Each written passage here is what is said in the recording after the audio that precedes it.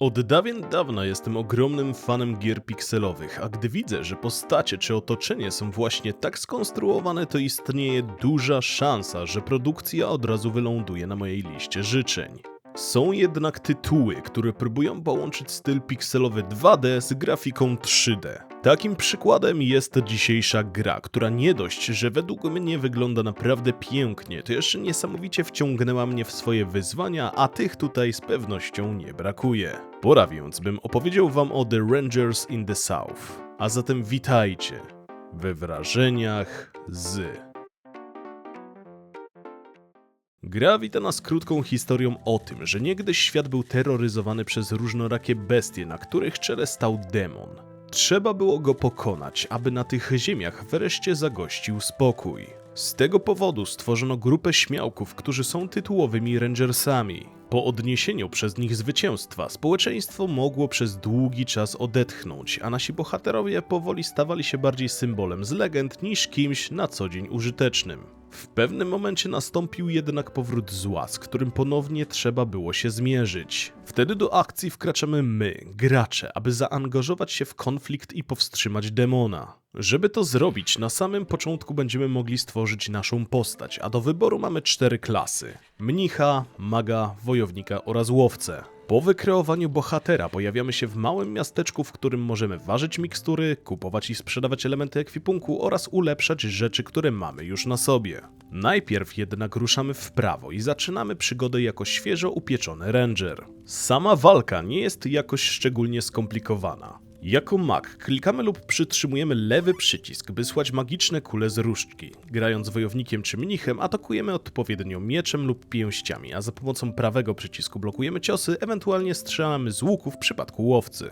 Podstawowe sterowanie jest zatem bardzo proste. Poza tym dysponujemy 5 miejscami na umiejętności aktywne, które będziemy wybierać po każdym zdobytym poziomie, ale do tego wrócę za chwilę. Na razie skupmy się na tym, że czeka nas spory teren do eksploracji. Znajdziemy tam zwierzęta, z których pozyskujemy mięso, występuje tu bowiem system głodu, całą masę przeciwników gotowych nas ukatrupić, a także podziemia i potężnych bossów. Po tych terenach możemy swobodnie wędrować, choć radzę najpierw porządnie rozwinąć postać. Niezwykle łatwo jest tu zginąć, a momentami zdarzają się inwazje, podczas których nagle atakuje nas spora grupa wrogów. Niestety w tym miejscu muszę niektórych zawieść. W grze nie ma misji pobocznych. Poza wspomnianymi elementami na mapie nie znajdziemy nic więcej, więc skupiamy się tu wyłącznie na głównym wątku. Jeśli chodzi o nasz ekwipunek, podział jest dość spory. Mamy hełmy, zbroje, buty, bronie, biżuterię i tym podobne, które skutecznie podnoszą nasze statystyki. Istnieje też klasyczny przydział konkretnych przedmiotów, np. ciężka zbroja dla wojownika, a szaty dla czarodzieja, ale oczywiście możemy zakładać, co nam się żywnie podoba, bo nie nałożono tu sztywnych ograniczeń. Mimo wyboru klasy czy bohatera początkowego i tak mamy pełną swobodę w kreowaniu postaci, choćby dlatego, że możemy dobierać dowolne umiejętności. A co do wspomnianych umiejętności, jak już mówiłem, po każdym awansie wybieramy ulepszenie statystyk, np. szybkość ataku, większa obrona czy szansa na obrażenia krytyczne, ale też zdolności aktywne i pasywne. Tych ostatnich jest tu naprawdę dużo i nie mają przypisanych limitów klasowych. Dzięki temu nasz wojownik może rzucać kulami ognia, a mag podnieść wielki głaz i cisnąć nim we wrogów. Uwielbiam taką swobodę w rozwoju bohatera, choć ktoś mógłby spytać, po co w takim razie w ogóle te klasy? Prawdę mówiąc, to chyba tylko szablon początkowy, a to, w jakim kierunku poprowadzisz swoją postać, zależy wyłącznie od ciebie. Zresztą twoja przygoda najpewniej i tak nie skończy się tylko na jednej próbie. I tu przechodzimy do kwestii roguelike, bo ostatecznie o to właśnie chodzi w tym gatunku, aby dostać kilka razy w ryj, by przy kolejnym podejściu być silniejszym.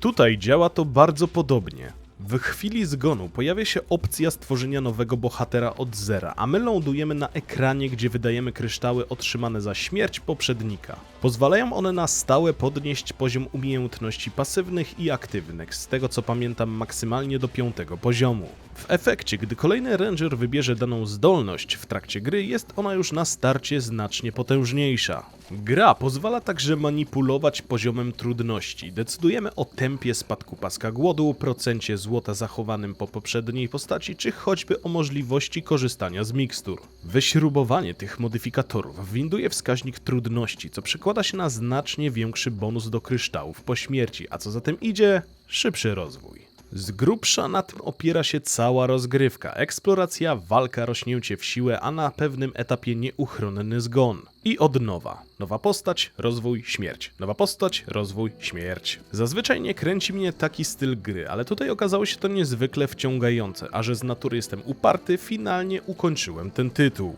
Co prawda nie doczekałem się fanfar ani epickiego zakończenia, jedynie statycznego ekranu z gratulacjami, ale i tak czułem satysfakcję. Po prostu samo rozbudowywanie postaci i dziesiątkowanie hord wrogów sprawiało mi frajdę. Oczywiście nie oznacza to, że produkcja jest bezbłędna. Przede wszystkim nie jest to gra dla osób nielubiących powtarzalności. Co prawda można to uznać za kwestię mocno subiektywną, bo ja bawiłem się świetnie, niemniej sam schemat mechaniki jest prosty i bardzo rutynowy, co niektórych może po prostu znudzić. Kolejna sprawa to praca kamery. Zdarza się widzieć świat przez tekstury, albo perspektywa odjeżdża tak niefortunnie, że patrzymy na pustkę pod mapą.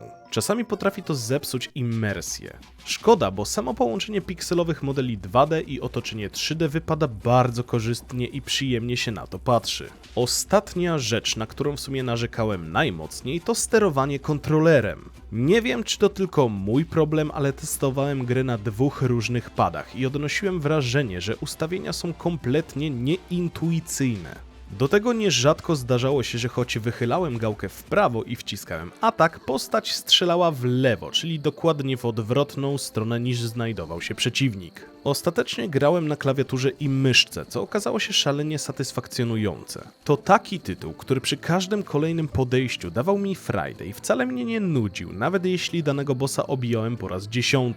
Tutejsza prostota była dla mnie cudowna, nie wymaga zbytniego wysiłku intelektualnego, liczy się wyłącznie koordynacja w trakcie potyczek i sprytne, przemyślane budowanie statystyk. Okej, przejdźmy do małego podsumowania. Technicznie jest w porządku. Przydałoby się tylko naprawić przenikanie kamery przez obiekty, bo potrafi to zrujnować klimat. Choć z drugiej strony rozumiem też, że w rzucie izometrycznym ciężko ukazać akcję inaczej, gdy nasz bohater schowa się akurat za wielką górą. Audio zapętla te same utwory, ale w żadnym razie nie irytuje. W moim odczuciu brzmi dobrze i nawet przy kolejnym odsłuchu z przyjemnością mi się tego słuchało. Gameplay opiera się na ciągłym powtarzaniu tego samego cyklu, ale jest niezwykle wciągający i, jak na ironię, wręcz uspokajający. Mimo sporej ilości akcji na ekranie potrafiłem całkowicie się zrelaksować, masakrując kolejne fale wrogów. Grafika urzeka i uważam, że połączenie tych dwóch odmiennych stylów, czyli tzw. 2,5D, zostało tutaj zrealizowane bardzo porządnie.